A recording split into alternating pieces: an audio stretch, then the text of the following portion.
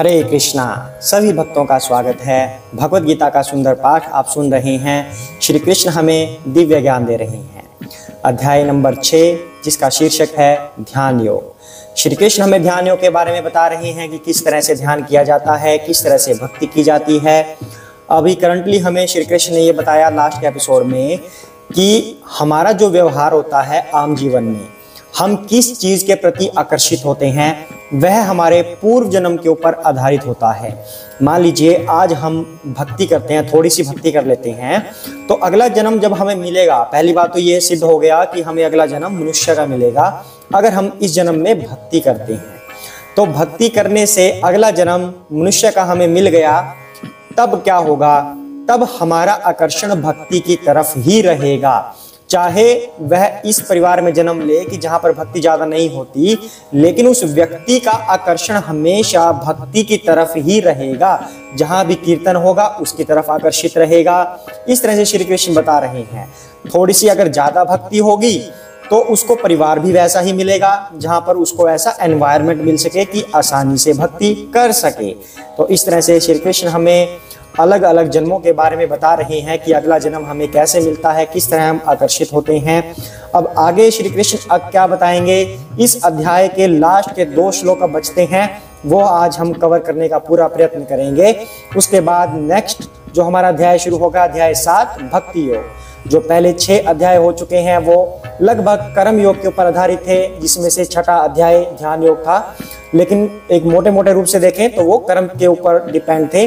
और अब जो 7 से 12 के बीच में अध्याय चलेंगे वो भक्ति योग पर होंगे। 13 से आगे जो चलेंगे फिर वो हमारे ज्ञान योग के ऊपर आधारित होंगे। तो आज का पाठ हम आरंभ करते हैं श्री कृष्ण की वंदना से। हरे कृष्णा। ओम ज्ञानतिमिरान्धस्य ज्ञानाञ्जनशलाकया चक्षुरुन्मीलितं येन तस्मै श्री गुरुवे नमः। श्री कृष्ण चैतन्य प्रभु नित्यानंद श्री अद्वैत गदाधर श्रीवासादि गौर भक्त वृंदा। हरे कृष्णा कृष्ण कृष्ण हरे हरे, हरे राम राम राम हरे हरे, हरे कृष्णा। तो आइए आगे बढ़ते हैं। तपस्विभ्यः अधिकः योगी ज्ञानिभ्यः मतः अधिक कर्मिभ्यः च अधिकः योगी तस्मात् योगी भव अर्जुन। हरे कृष्णा।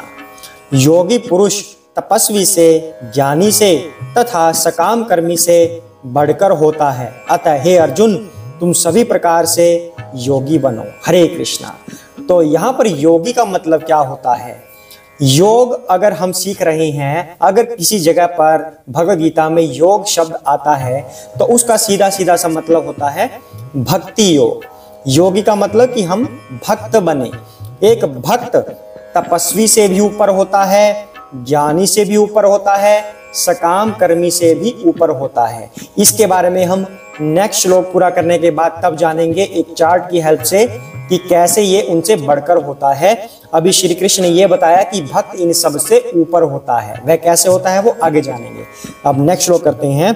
योगिनामपि सर्वेषां मतगतेनान्तः आत्मना श्रद्धावान् भजते यः मां स मे योक्तमहमतः।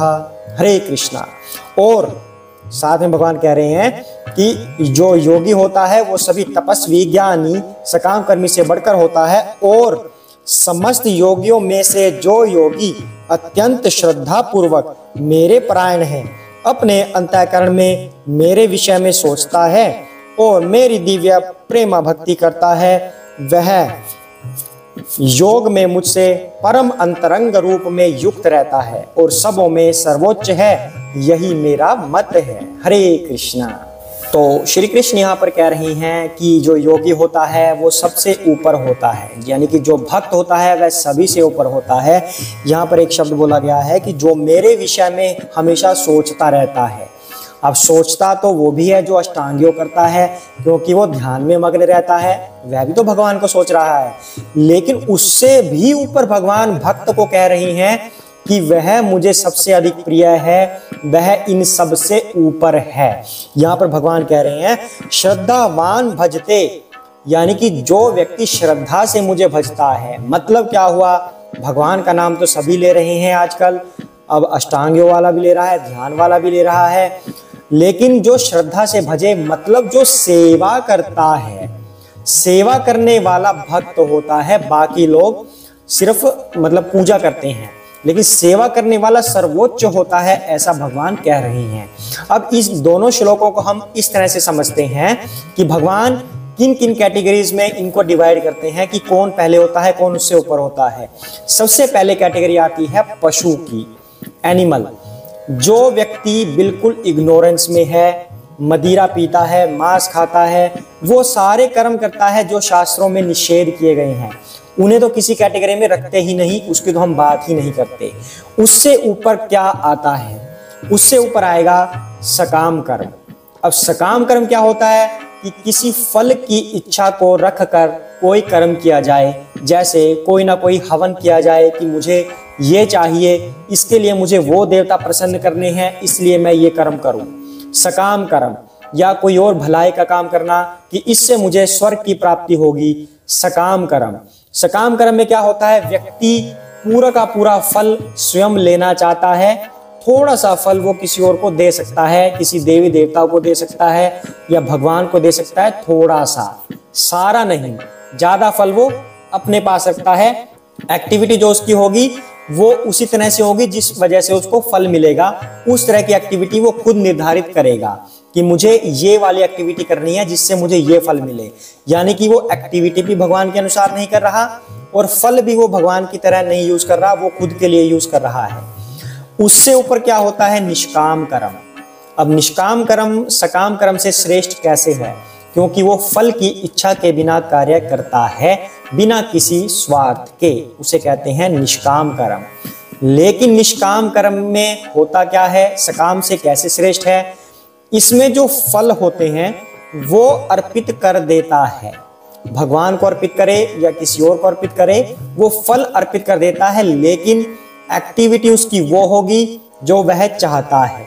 एग्जाम्पल के लिए, जैसे मंदिर में कोई किसी ने दान दे दिया, ये पहले हम एग्जाम्पल ले चुके हैं, मंदिर में किसी ने दान दे दिया, मंदिर में बैठा है, उसको बोला कि प्रभु जी ये फ्लावर ठीक कर दीजिए, ये भगवान को अर्पित करने हैं, उसका आंसर आएगा कि नहीं, मैं इतना दान देता हूं मंदिर में, मैं ये कार्य करूंगा, नहीं मैं नहीं कर सकता। ये मतलब क्या हुआ कि उसने चूज किया, सेलेक्ट किया कि सेवा कैसे करनी है, सिर्फ दान देकर करनी है, दूसरा कार्य मैं नहीं करूंगा। मतलब उसके कार्य सेलेक्टिव होते हैं, सभी कार्य वह नहीं करता, अपनी मर्जी का करता है। लेकिन जो दान दिया था वह अर्पित हो गया, यानी कि फल उसका अर्पित हो गया। इस तरह से ये सकाम से थोड़ा सा अच्छा है। निष्काम के ऊपर फिर क्या आता है, फिर आता है ज्ञान योग। निष्काम से ऊपर ज्ञान योग। ज्ञान में व्यक्ति को ये पता चल जाता है क्या सही है क्या गलत है, मतलब उसको थियोरिटिकल कंसेप्ट्स पता चल जाते हैं, भगवान के बारे में उसको नॉलेज आ जाती है। ज्ञान योग से ऊपर फिर क्या होता है, अष्टांग योग। अब ज्ञान तो हमें आ गया, अब इसको अप्लाई करना है, हमें पता चल गया, थ्योरी हमने पढ़ ली, इसको अप्लाई करना है। अप्लाई में फिर अष्टांग योग में क्या होगा, यम नियम आसन, इस तरह से इसके 8 स्टेप्स होते हैं, उन सबको फॉलो करेगा। लास्ट में ध्यान होता है और ध्यान के बाद इसका फुल मेडिटेशन होता है। उन 8 स्टेप्स को इंसान फॉलो करता है अष्टांग योग में। उससे भी ऊपर क्या आता है, अब अप्लाई कर रहा है वो, उससे ऊपर आएगा भक्ति योग। भक्ति योग क्या होता है, रियलाइजेशन होता है कि जो थ्योरेटिकल कंसेप्ट्स उसे पता लगे थे, ज्ञान उसे पता लगा था, उसे अप्लाई किया गया, अष्टांग योग में आया, अब उसे पूर्ण तरह से अप्लाई कर रहा है भक्ति योग में। तो जो ये स्टेप्स अब बने नीचे से लेकर ऊपर तक, एनिमल से लेकर भक्ति योग तक, इसे बोलते हैं भक्ति की सीढ़ी, लैडर, लैडर भी बोल सकते हैं, भक्ति लैडर, भक्ति की सीढ़ी होती है ये। स्टेप बाय स्टेप ऊपर चलते जाते हैं। कोई कोई व्यक्ति इसे ऐसे मान लेता है, इन सब में से कोई भी एक स्टेप फॉलो कर लो तो आपको भक्ति मिल जाएगी, तो आप भगवत धाम चले जाएंगे किसी एक स्टेप से। बट एक्सक्यूज मी, ऐसा नहीं होता। ये भक्ति तक पहुंचने के अलग अलग स्टेप्स होते हैं, इनमें से कोई एक फॉलो करके आप भक्ति प्राप्त नहीं कर सकते, अपने गंतव्य को नहीं जा सकते। अंततः आपको सबसे ऊपर वाली भक्ति योग को फॉलो करना होता है, तब जाकर आप अपने गंतव्य को जाएंगे, भगवत धाम जाएंगे। सकाम कर्म करके आप भगवत धाम नहीं जा सकते। स्वर्ग जा सकते हैं, भगवत धाम नहीं जाएंगे। दूसरी तरफ क्या आता है कि जो लोग भक्तों की संगति में रहते हैं। अब ठीक है, अब ये स्टेप्स तो हमने जान लिए कि एक सीढ़ी चढ़ी, फिर चढ़ी, दूसरी चढ़ी, अष्टांग योग पे गए, फिर भक्ति योग मिला। लेकिन हमें एक शॉर्टकट मेथड चाहिए कि हम डायरेक्ट भक्ति करने लग जाएं और जल्द से जल्द भगवान के पास चले जाएं। उसके लिए भगवान क्या बता रही हैं?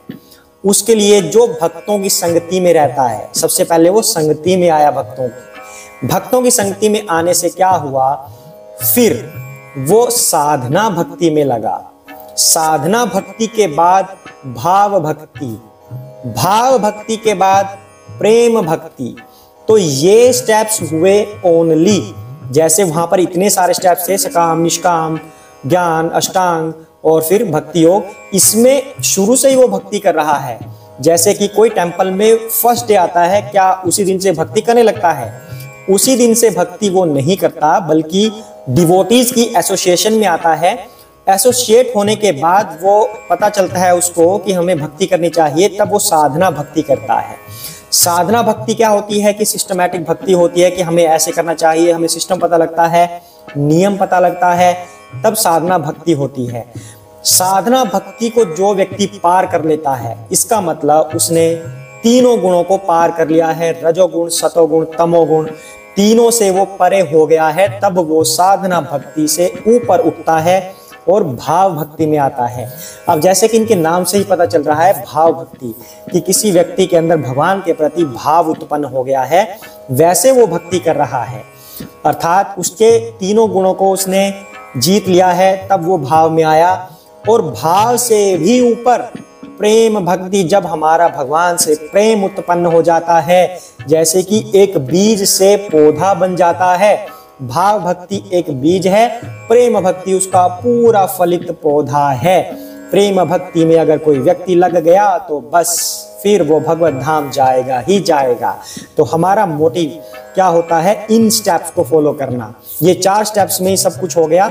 इसे कहते हैं भक्ति का एलिवेटर। यानी कि हम एकदम से, अगर हमने 5वां स्टेप लिया लिफ्ट के अंदर कि हमने 5वीं मंजिल पर जाना है, बटन दबाया और पहुंच गया, इतनी जल्दी से वो भक्ति में लग जाएगा। अब जो अष्टांग योग तक की विधि थी, जो भक्ति की सीढ़ी थी, वो सीढ़ी सिर्फ इस साइड में एक साधना भक्ति तक पूर्ण हो जाती है। ना हमें सकाम कर्म करना, ना हमें निष्काम कर्म करना, ना हमें ज्ञान योग का पालन करना, ना अष्टांग योग करना। यहाँ तक का लेवल यहाँ के साधना भक्ति तक पूरा हो जाता है। तो हमें हमेशा भक्ति एलिवेटर की तरफ जाना चाहिए, या फिर आप बताइए। तो आप अब ये बताइए कि सीढ़ी पर चढ़ना ठीक है या एलिवेटर पर चढ़ना ठीक है, कौन सा उत्तम रहेगा? जो ये भक्ति की सीढ़ी है, इस स्टेप में कुछ खामियां हैं अगर हम इन स्टेप्स को फॉलो करें। अब कैसे खामियां हो सकती हैं? जिस व्यक्ति को ज्ञान मिल गया, जिसने ज्ञान योग का पालन किया, वैसे तो सकाम और निष्काम तक तो कुछ है ही नहीं, वहां तक तो इंसान अपनी मर्जी चला रहा है, जो कार्य कर रहा है अपनी मर्जी से कर रहा है। अगर वो ज्ञान ले लेता है, ज्ञान आने के बाद उसको इतना तो पता चल जाता है कि भगवान ही सब कुछ है, भगवान के पास ही जाना है, हमें इस संसार में बड़े दुख झेलने पड़ते हैं, इस संसार से हमें मुक्ति चाहिए। लेकिन यहाँ तक फिर वो स्टॉप हो सकता है कि मुझे सिर्फ मुक्ति मिल जाए यहाँ से, दैट्स इट, उसके बाद कुछ नहीं करना। तब वो क्या करेगा? वो निराकार का पथ फॉलो कर सकता है। जैसे निराकार का कंसेप्ट होता है, तो निराकार होता क्या है कि हमें अपनी एग्जिस्टेंस खत्म करनी है और हमें भगवान के प्रकाश तक पहुंचना है। निराकार में क्या होता है? एक ब्रह्म ज्योति होती है, वो ज्योति भगवान से ही निकल रही होती है, भगवान ही वो प्रकाश फैला रहे होते हैं। उसमें लीन होने को ही ये बोलते हैं कि निराकार ब्रह्म में लीन होना। हालांकि यह भी अच्छा है, धरती पर रहने से तो बहुत ज्यादा श्रेष्ठ है, पर वो भगवान से एक स्टेप पहले तक की बात है कि भगवान के प्रकाश में हम विलीन हो गए। ज्यादा इसके बारे में वो लोग बता सकते हैं, वो महाराज जी बता सकते हैं जो निराकार को फॉलो करते हैं। हम थोड़ा थोड़ा मोटा रूप से जान सकते हैं कि अगर वो निराकार तक रह जाता है, ब्रह्म ज्योति तक रह जाता है, तो वो आगे नहीं बढ़ना चाहता, वहीं तक वो चाहता है कि बस मेरे एग्जिस्टेंस खत्म हो जाए और मुझे परम आनंद की प्राप्ति हो, अपने सभी दुख हमारे कट जाएं। हालांकि ठीक है, यह भी ठीक है। इसके बाद ज्ञान योग के बाद अष्टांग योग का पालन जब व्यक्ति करता है, अष्टांग योग से क्या होता है, उसको कुछ सिद्धियां मिल जाती हैं। अगर उसको कोई सिद्धि मिल गई, हो सकता है वो भक्ति से फिर पीछे हट जाए कि ठीक है मुझे सिद्धियां मिल गई, मैं अब ये कर सकता हूँ, मैं वो कर सकता हूँ, कुछ जादू करके मैं ये चीज ठीक कर सकता हूँ। इस तरह से उसको सिद्धि मिलने से वो फिर भक्ति से डेविएट हो सकता है। इसलिए कहते हैं कि जो भक्ति की ये सीढ़ी है, ये आवश्यक नहीं कि हमें पूर्ण भक्ति तक पहुंचा दे, इसमें कुछ ना कुछ खामियां रह जाती हैं। लेकिन अगर हम भक्तों की एसोसिएशन करें, भक्तों का संग करें, तो उसमें लगभग हमारी गारंटी रहती है कि हम भक्त बन जाएं और प्रेम भक्ति तक पहुंच जाएं। हो सकता है इसमें हमें कुछ समय लगे, अनेकों जन्म भी लग सकते हैं, लेकिन अगर हम भक्तों का संग करें तो जल्द ही हम प्रेम भक्ति तक पहुंच जाते हैं। इसलिए हमें भक्ति का एलिवेटर फॉलो करना चाहिए, भक्तों का संग हमें करना चाहिए। यही इन दोनों श्लोकों का सारांश है जो श्री कृष्ण हमें बता रहे हैं। पूर्ण श्रद्धा से भक्तों का संग करना चाहिए, साधना भक्ति में बढ़े, उससे ऊपर भाव भक्ति में आए, उससे ऊपर प्रेम भक्ति में आए। तो छठा अध्याय यहाँ पर पूर्ण हो रहा है इस श्लोक के साथ। आगे अपना 7वां अध्याय चलेगा जिसमें भगवत ज्ञान चलेगा, और अब ये 7 से 12 तक भक्ति योग के बारे में वर्णन होगा। अब एक सवाल यहाँ पर उठ जाता है कि आप सारी भगवत गीता में भक्ति को ही इंपॉर्टेंस दे रहे हैं, चाहे कर्म योग हो, ध्यान योग हो, ज्ञान योग हो, सभी को भक्ति से अटैच करके दिखा रहे हैं, ऐसा क्यों है? तो फिर इन दूसरे योगों का पढ़ने का तात्पर्य ही क्या रह गया?